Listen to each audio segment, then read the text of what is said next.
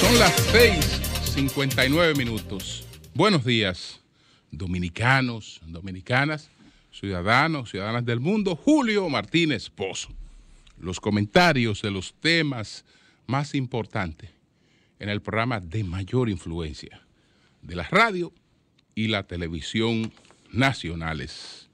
En este jueves 3 de diciembre, año 2020, buenos días a todo el equipo del Sol de la Mañana, la audiencia de Sol y la teleaudiencia de Telefuturo, Canal 23, así como a las personas que siguen nuestros contenidos a través de las redes sociales.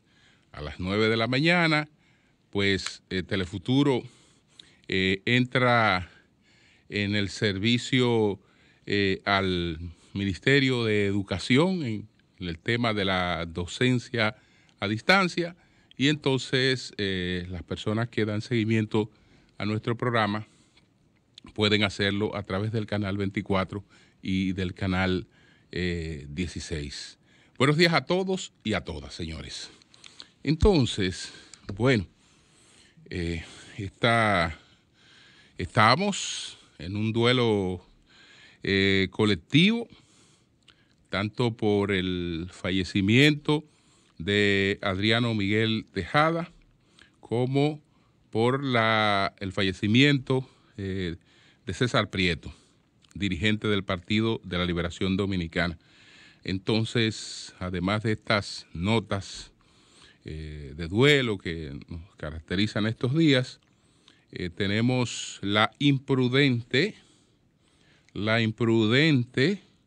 reprimenda del canciller haitiano que se encuentra de visita en la República Dominicana.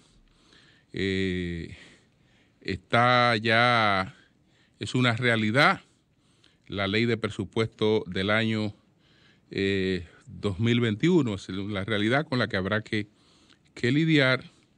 Y entonces estamos rumbo a una nueva farsa en Venezuela, en Venezuela el próximo domingo. En el caso de la partida de Adriano Miguel Tejada, las expresiones de duelo pudiera decirse que han unificado al país, porque todos los sectores de la vida nacional por igual han expresado su tristeza por esta partida. Todo el liderazgo político, intelectuales, comunicadores, entidades gremiales y muchas personalidades de manera particular, pues han expresado su duelo por la partida de Adriano Miguel y lo que él representó, todo lo que él representaba. Ya sabíamos que él se había salido ya del diarismo nacional, pero como historiador, como intelectual, era una fuente de consulta. Y como amigo, y entonces con esa sabiduría, ese sentido del humor que siempre hacía muy agradable y provechoso un encuentro con Adriano Miguel Tejada, que ya pues se queda para la otra vida, para la otra existencia de los que tengan la oportunidad de alcanzarla. Entonces, mucha pena, y bueno, ver las cosas que Adriano enseñó, enseñó que lo que hacemos tiene que estar avalado no solo por conocimientos de la realidad, sino por estudios de esa realidad económico, social, histórica. Creo que la objetividad también fue una de sus características y hay mucha razón realmente para expresar lo que ha expresado el presidente Abinader, lo que han expresado otros líderes políticos sobre lo que representa el vacío que deja la partida de Adriano Miguel. Y ni se diga lo que eso representa para quienes fueron sus compañeros por tantos años en el Diario Libre, que aunque ya no lo tenían allí, pues sentían que donde él estaba lo tenían y que podían apelar a él en cualquier momento. Entonces, eso es lo que tiene que ver con Adriano Miguel, consenso en el duelo. En el caso de César Prieto, era un dirigente político en una etapa de confrontación, porque aunque ha pasado una campaña electoral, pues estamos viviendo una etapa en la que un nuevo gobierno trata de establecer su impronta, trata de establecer sus diferenciaciones, y esas diferenciaciones se establecen con respecto al que ha gobernado anteriormente. Y entonces esto incluye lo que ha sido una costumbre en la tradición histórica dominicana. No importa que la transición sea entre incluso personas de un mismo partido. Creo que ha sido el PLD el que ha tenido el mayor cuidado en el manejo de esas coyunturas de cambios en términos de lo que pudiera representar con la judicialización de la política. Pero eso es inevitable, no depende solo de la voluntad de los políticos, porque esa voluntad también está condicionada a los estados de opinión. Entonces, lo que ocurre,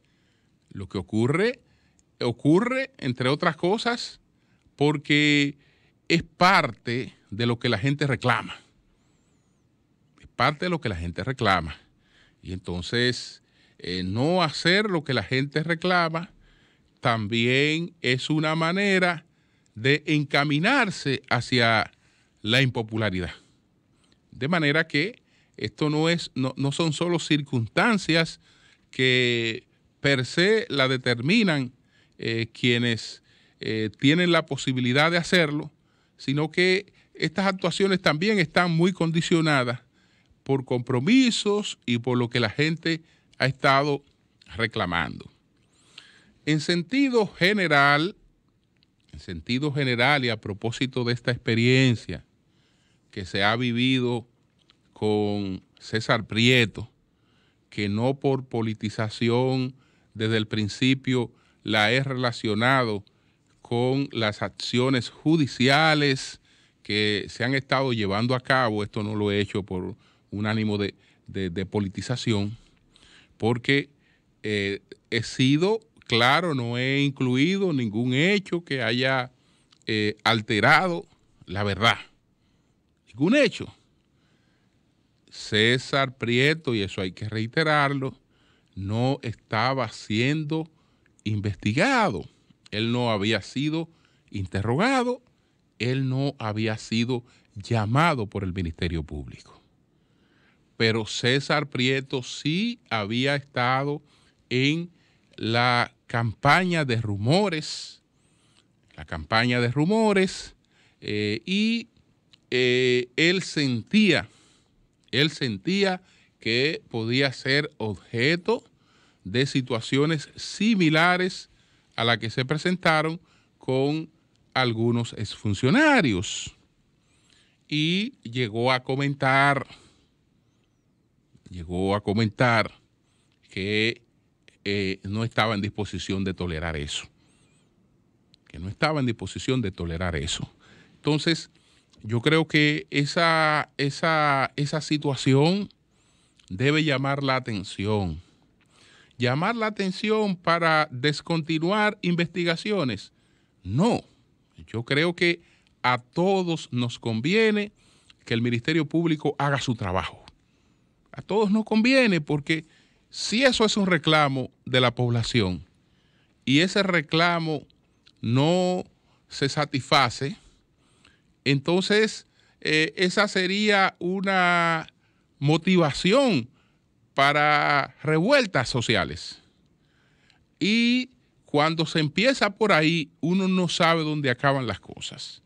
Yo creo que el investigar, el llevar a cabo estos procesos, también permite drenar en cierto sentido ese sentimiento que hay en la población.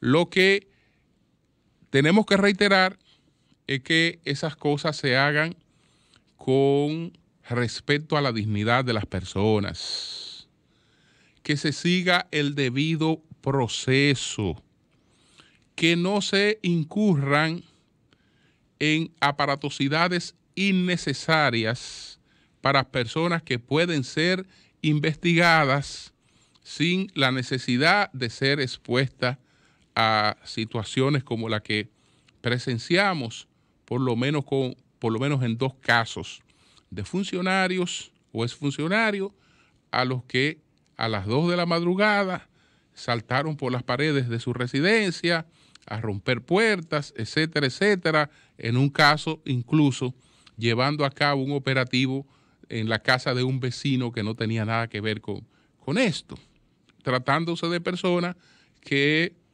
no se van a sustraer del proceso, no se van a sustraer del proceso. Entonces, que se lleven a cabo esas investigaciones. Por otra parte,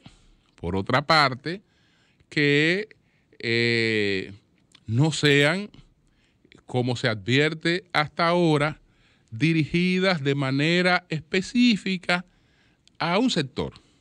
Porque entonces la gente, aunque celebre, aunque mucha gente esté contenta con lo que está pasando, aunque se entretenga una parte de la gente que reclama eso, en el fondo sabe también que eso no es la justicia. Porque cuando usted advierte selectividad, ya usted sabe que el interés no es sancionar la corrupción. Por otra parte, tenemos todos los días publicaciones en los medios de hechos que se reseñan, que se atribuyen a las personas que están siendo investigadas. Esa también ha sido una costumbre. Pero lo más prudente es aguardar por los expedientes. Porque ya sabemos que hay cosas que se prueban en los medios y que en los medios se denuncian como actos de corrupción y que no necesariamente a la hora de un expediente lo son. No necesariamente a la hora de un expediente lo son, porque cualquiera puede escandalizarse por el aporte que haya recibido, por ejemplo, una determinada fundación para sus trabajos sociales. Eso puede ser motivo de escándalo si se publica de manera aislada.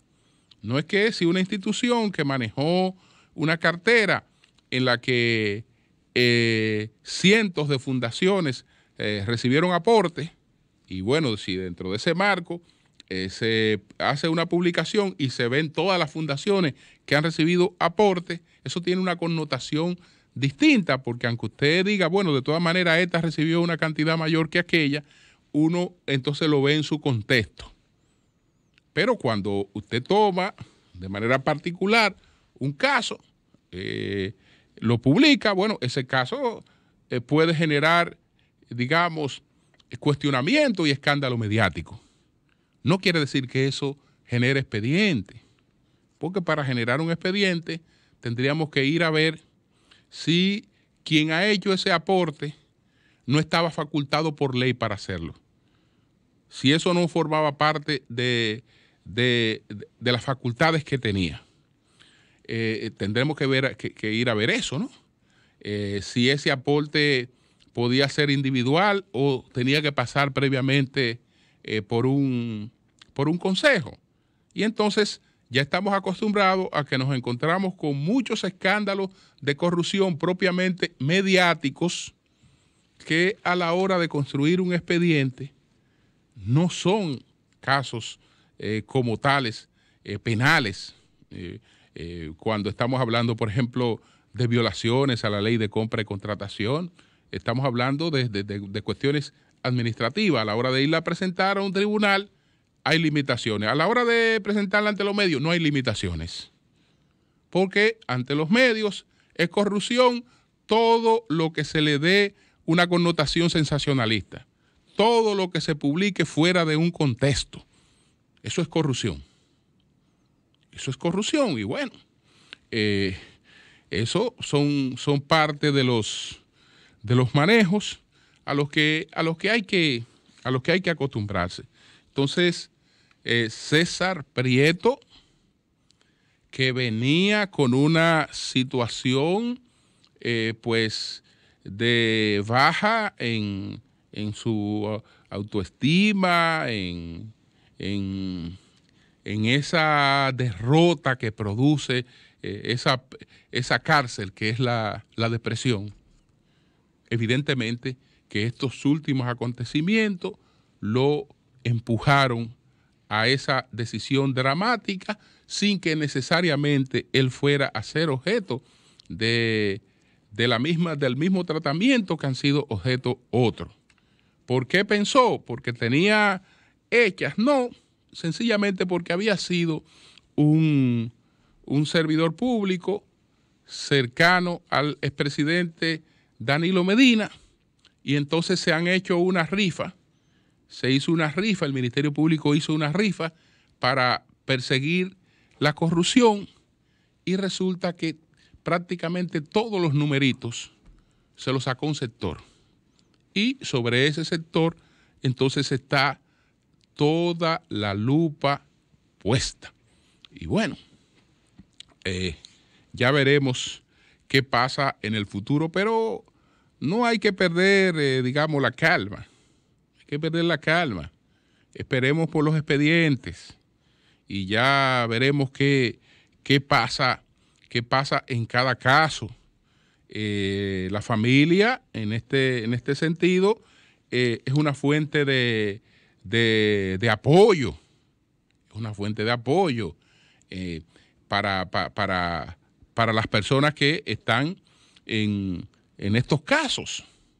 Es una fuente de apoyo que tiene que también llevar tranquilidad. Llevar tranquilidad. Eso no es verdad que nadie, digamos, desaparece o queda en una situación distinta porque en un momento determinado se le haya hecho una acusación. Si con el curso del tiempo se demuestra que esa acusación no estaba fundamentada, entonces esa persona realmente lo que hace es que se le reivindica. En el caso, por ejemplo, del Partido de la Liberación Dominicana, yo no creo, fíjense, yo no quiero estar, desde luego, nadie quiere estar entre las personas que están padeciendo esta situación. Nadie quiere estar entre esa situación. Pero aparte de eso, estas cosas, lejos de dañar al PLD, pues le crean su fortaleza futura. Le crean su fortaleza futura porque estas cosas se están marcando claramente cuáles son las rivalidades de la política dominicana. Es decir, cuáles son los polos que están enfrentados en la política dominicana. Esto lo marca con claridad. Esto lo marca con claridad y eso no perjudica para nada al Partido de la Liberación Dominicana. Es decir, que al mediano y largo plazo, todas estas cosas contribuyen con su fortaleza si ellos realmente la saben aprovechar. Entonces, hubo un señor que está de visita en la República Dominicana, es el canciller haitiano, Claude Joseph. Está de visita durante una semana en la República Dominicana. Cuando se reunió con el canciller dominicano, pues se anunció cuando él se reunió con don Roberto Álvarez, el canciller dominicano, el doctor Roberto Álvarez, que pues se restablecía la comisión mixta bilateral entre Haití y la República Dominicana. Ese anuncio que se ha hecho 80,000 veces es un eufemismo. Esa comisión mixta bilateral, para funcionar, tiene que haber 2 estados y no hay 2 estados. Tiene que haber 2 gobiernos y realmente no hay 2 gobiernos. Hay un intento de gobierno en Haití, pero sumamente inestable. Lo que se acuerde ahora con este canciller, eso después queda en el vacío. Porque como no hay un Estado estable que le dé continuidad, lamentablemente esas cosas quedan en el vacío. Usted se pone a chequear cuántas veces desde que se estableció la bendita comisión mixta bilateral hemos hablado de su restablecimiento, que ese debería ser el foro en el que se discutan constantemente diferencias entre Haití y la República Dominicana, un foro institucional, pero lamentablemente ese foro no ha funcionado y no puede funcionar porque tiene que haber interlocutores estables y en Haití no lo hay. No lo hay. Entonces no es que ahora de que tenemos un cambio, vamos a ver esto, esta comisión va a operar. No, no va a operar en un país donde no tiene ni siquiera Congreso, donde ya la fecha de las elecciones se han pasado, hay que hacer una elección, nadie sabe lo que pasa en ese país, etcétera. Es decir, eso, digamos que pudiera proyectar una esperanza, pero en términos reales, decir que ahora vamos a operar y que un mecanismo visto bilateral, todo el mundo sabe que eso es llamarse a engaños. Eso no va a funcionar. Pero encima de eso, este señor viene a enmendarle la plana a la República Dominicana. El presidente Abinader, en ocasión de los 100 días de su gobierno, estuvo con un grupo de comunicaciones y ahí planteó que la República Dominicana no puede seguir cargando con las parturientas haitianas, que no puede seguir cargando con eso. Y en gran medida el sistema sanitario dominicano, no menos de un 30% de sus recursos están destinados a la atención de pacientes haitianos en mor de solidaridad. Entonces, este señor viene a decir que hay que acabar con ese relato, que ese relato negativo nosotros tenemos que descontinuarlo.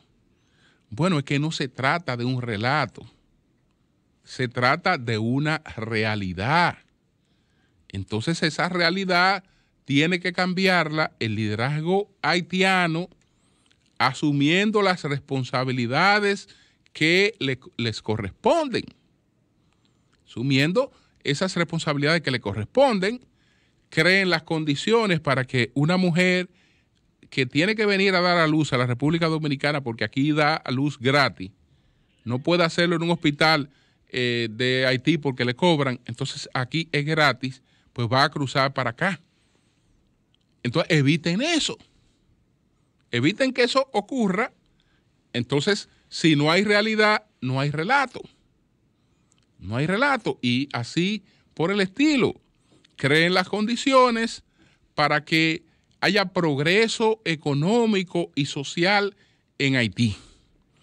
Y es verdad que nosotros en muchos aspectos tenemos que trabajar de manera mancomunada, que reconociendo y respetando nuestras diferencias, porque no hay que olvidar que el pueblo dominicano se independizó de Haití. Hay quienes repiten el cuento de que supuestamente los haitianos no invadieron a la República Dominicana, porque dicen que no existía la República Dominicana cuando se produjo la invasión de Boyer, que no existía la República Dominicana. Olvidan que esa invasión vino a aplastar la primera declaración de independencia que se había producido en este país. Que cuando se hizo esa declaratoria de independencia, que se hizo frente a España, la independencia efímera de Núñez de Cáceres, esa declaratoria de independencia fue aplastada por una invasión haitiana que duró 22 años. Lo que quiere decir que se invadió a un país que ya se había declarado independiente. Incluso por eso la primera manifestación de protesta, la primera revuelta frente a esa invasión haitiana fue la revuelta de los Alcarrizos de 1824. A propósito, el Archivo General de la Nación, que ha hecho una gran labor de rescate de publicaciones que estaban agotadas, que no había manera con que el investigador, el que quiere profundizar en acontecimientos de nuestra historia, pudiera conseguir esas obras, pues ha hecho una labor inmensa de reediciones de obras muy importantes. Recientemente recibí un paquete de obras que han sido reeditadas por el Archivo General de la Nación, y entre esas obras está precisamente una que hace tiempo quería tener, que fue un ensayo novelado de Mas Enríquez Ureña, precisamente sobre la independencia efímera de Núñez de Cáceres. Quería tener leer este trabajo de Mas Enríquez Ureña sobre la independencia efímera. Mas Enríquez publicó en 3 trabajos, este de la independencia efímera es de 1838, y entonces él publicó 3 trabajos más o menos para esa época.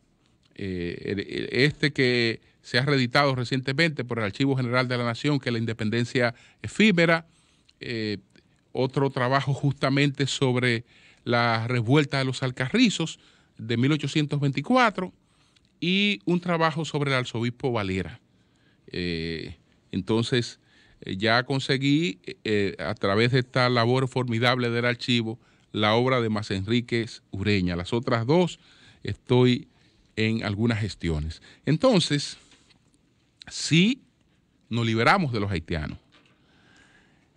Cuando declaramos nuestra primera independencia, esa primera independencia fue aplastada por una invasión haitiana. Cuando declaramos nuestra segunda independencia, que es la del 27 de febrero de 1844, para sustentar esa independencia frente al mismo intento, porque se hizo lo mismo que se hizo frente a la primera declaratoria de independencia, que fue venir a tratar de aplastarla. Nos declaramos independientes, hicimos la declaración de la separación del 27 de febrero de 1844 y ya en marzo estábamos enfrentando invasiones haitianas. Y en marzo estábamos enfrentando invasiones haitianas. Pero no fue que en marzo estábamos enfrentando invasiones haitianas. Para poder sostener esa declaratoria de independencia del 1844, ¿usted sabe cuántas batallas hubo de librar el pueblo dominicano frente a Haití? Si hablamos desde 1844 hasta 1859 o 69, vamos a ver, sí, hasta 1859, de 1844 a 1859, para poder sustentar su independencia frente a Haití, el pueblo dominicano, ¿usted sabe cuántas batallas debió de librar en ese lapso de tiempo? 10 batallas frente a Haití.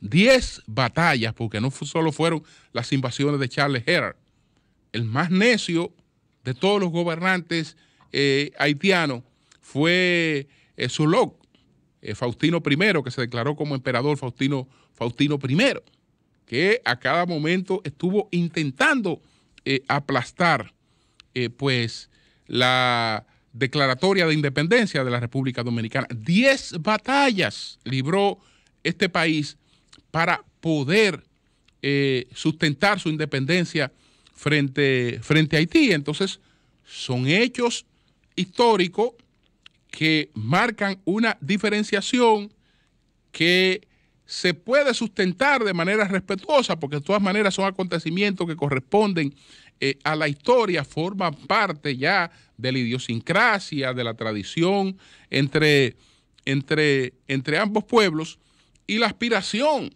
es que lleguen las circunstancias, que no la tiene Haití todavía, de que podamos sustentar una relación respetuosa, armoniosa, colaborativa entre las dos naciones, colaborativa hasta donde se pueda, porque sabemos todos los prejuicios que hay también por parte que tienen los haitianos con relación a la República Dominicana. Entonces podemos participar en algunas cosas, no en otras.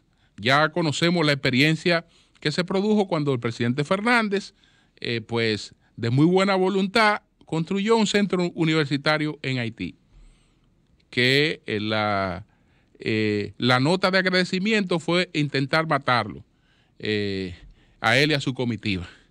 Entonces, que tuvieron que salir huyendo de ese país. Nuestra protesta por esta intromisión, esta falta de delicadeza de ese caballero, que a partir de ahí debió darse por concluida su misión oficial en la República Dominicana, porque eso es realmente algo totalmente indelicado. Usted tiene que respetar el país que usted está visitando, defender sus intereses, pero usted tiene que actuar dentro del marco que establece la diplomacia, y evidentemente que con eso que ha hecho este canciller se ha colocado muy por encima de eso. Venezuela, que ya ahí tratamos este tema para finalizar, tiene una farsa montada para el próximo domingo. Son unas elecciones supuestamente parlamentarias. La ha rechazado toda la comunidad internacional. La COPAL, por ejemplo, que es la conferencia permanente de partidos políticos para la América Latina, tiene 69 partidos de los que se denominan como progresistas. Y la COPAL, con esos 69 partidos de 29 países, ha dicho que no va a observar estas elecciones en Venezuela porque las considera una farsa. Ayer se publicó un comunicado del Departamento de Estado de los Estados Unidos, y toda la oposición venezolana, incluso la que en principio tenía alguna disposición de participar en esa farsa, se ha apartado totalmente de esa convocatoria. Para tratar de motivar a la gente a participar, Maduro, pues hábilmente ha establecido un gancho. ¿Cuál es el gancho que él ha establecido? Él ha dicho que si pierde estas elecciones que son parlamentarias, él se retira del poder. Entonces, como la gente está loca, porque ese patán, que no puede tener un país algo peor gobernándole, se retire de ahí, él entiende que con eso él va a motivar a la gente a que vaya a votar, porque si hay una cosa que la gente quiere en Venezuela es salir del régimen, y Maduro es la representación de ese régimen, es decir, salir de él. Entonces, para aprovechar ese sentimiento que hay en contra suya y darle algo de participación a las elecciones, él ha dicho, bueno, vengan a votar, que si se pierden estas elecciones yo renuncio. Entonces, él cuenta que eso levante a los venezolanos a votar y vayan a avalar esa farsa. Yo creo que con el cambio en los Estados Unidos, los días de Maduro, contrario a lo que pueda pensarse, están contados.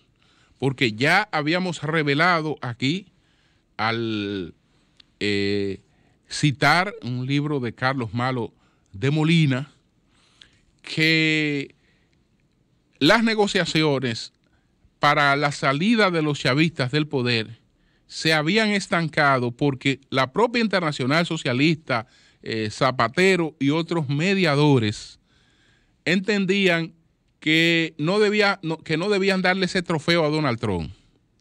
Y además que Donald Trump supuestamente no iba a cumplir con las condiciones para un acuerdo. Y entonces se planteaba esperar la llegada de los demócratas para resolver este problema. Con la llegada de los demócratas, entonces, va a ser una reivindicación, va a ser un trofeo de los demócratas, la salida que deberá de producirse de esta pesadilla que tiene un país rico, y entonces más de 4 millones de gente con muchísimo talento anda pasando trabajo por cualquier parte del mundo, trabajando, eso sí, ofertando sus servicios, pues al precio que pueda pagarle el mercado donde trabajan, porque no pueden subsistir viviendo en un país como el que tienen, que daría para ellos vivir bien y para que incluso gente de otros países vayan a buscar trabajo a Venezuela y no al revés. Cambio y fuera.